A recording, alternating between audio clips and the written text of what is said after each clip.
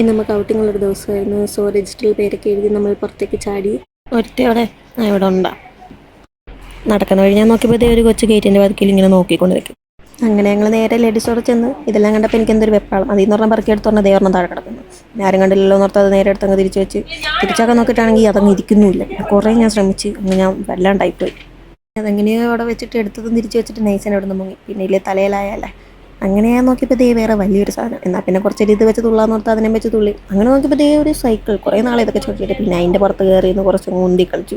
അപ്പം തിരിഞ്ഞപ്പോൾ കുറേ പലതരത്തിലുള്ള ഗ്ലാസ് ഓടിക്കുന്നത്. പിന്നെ ഓരോന്നോരോന്നായിട്ട് ഞാൻ വെച്ച് നോക്കാൻ തുടങ്ങി.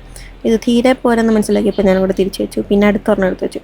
ഇതെല്ലാം പിള്ളേരുടെയാണ്. അതുകൊണ്ടൊരു പേടിയുണ്ട് തൊടിഞ്ഞു പോകുമോ എന്ന്. പിന്നെ വെച്ചിട്ട് ഞാൻ നോക്കി. കൊള്ളാം. പിന്നെ പയ്യെ അത് ഊരി വെച്ചിട്ട് അടുത്തതെടുത്തു.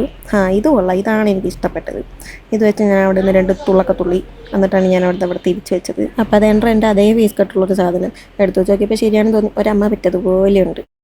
പിന്നെ അതോടെ തിരിച്ച് വെച്ചിട്ട് പോകാനായിട്ട് ഇറങ്ങി. ബാക്കിയുള്ള ആൾമാരൊക്കെ എന്തൊക്കെ മേടിച്ചിട്ടുണ്ട്. ചേച്ചിയുടെ പ്രശ്നം അടിച്ച് നിൽക്കുന്നുണ്ടപ്പോൾ ഒരു കമ്പനി അങ്ങോട്ട് കൊടുത്ത്. അവിടെ അഴുക്ക് കിടക്കുന്നുണ്ടപ്പോൾ ഞാൻ ഓർത്ത് അങ്ങ് തൂത്ത് പരിസര സ്നേഹിയാകാമെന്ന്. എൻ്റെ കാട്ടായൊക്കെ കണ്ടിട്ട് ഇവളെ എനിക്ക് ഒരു പരിചയമില്ല എന്നുള്ള രീതിയിലാണ് ഇവിടെ ചിലർ നിൽക്കുന്നത്.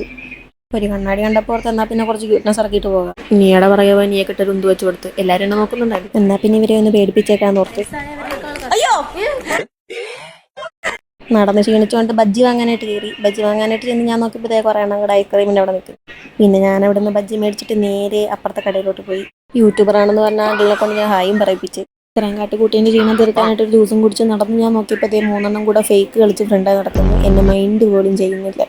പിന്നെ ആവശ്യം തീർക്കാനായിട്ട് ഒരു ഐസ്ക്രീം അങ്ങോട്ട് മേടിച്ചു. എന്നിട്ട് നേരെ ഹോസ്റ്റലിലെത്തി സ്റ്റെപ്പ് കണ്ടുപിടിച്ചതിനെയും പ്രായിക്കൊണ്ട് ഞാൻ നേരെ റൂമിലോട്ട് പോയി.